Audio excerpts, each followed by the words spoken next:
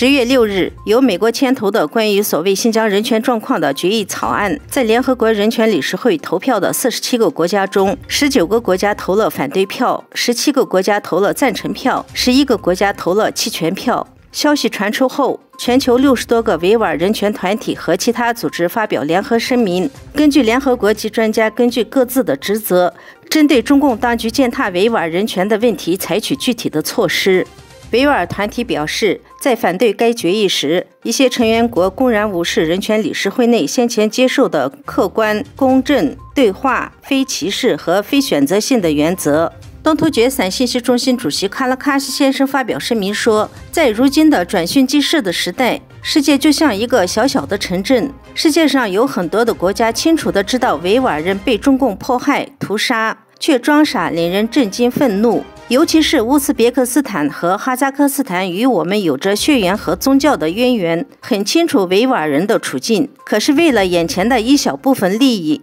支持了暴虐的中国，这是非常可怕的。最后警告说，如果为了利益继续与暴君中共舔屎，我们的今天就是你们的明天。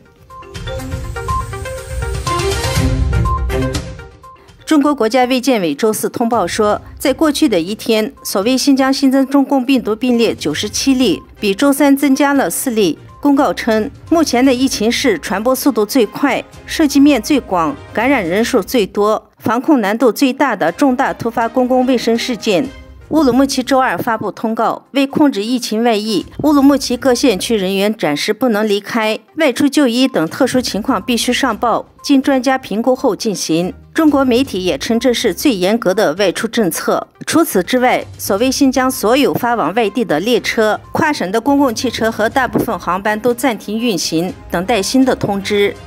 根据美国有线电视新闻报道，乌鲁木齐机场97%的离境航班和95%的入境航班都已经在周三取消。第二大机场喀什机场所有的离境航班都已经取消，只保留了2个飞往乌鲁木齐的航班。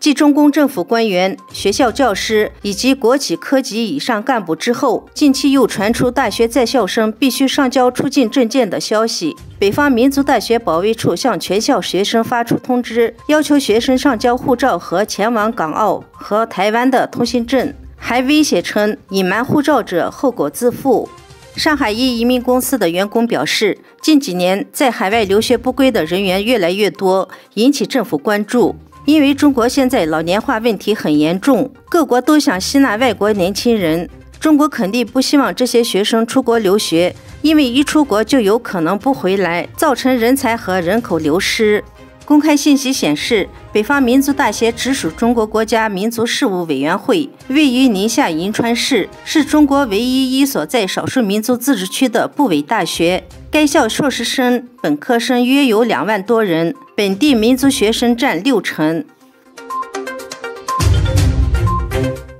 跨国公司撤离中国已成潮流。苹果公司近日宣布在印度组装新型苹果手机14。分析认为，苹果公司此举是为了供应链撤出中国做准备。苹果公司9月26日宣布在印度生产苹果手机14，这是苹果首度推出的新款手机后，决定在中国以外的区域生产。此举标志着一个重要的里程碑。印度有庞大的国内市场和大量的廉价劳动力，正在努力将自己打造成对跨国公司有吸引力的制造和贸易中心。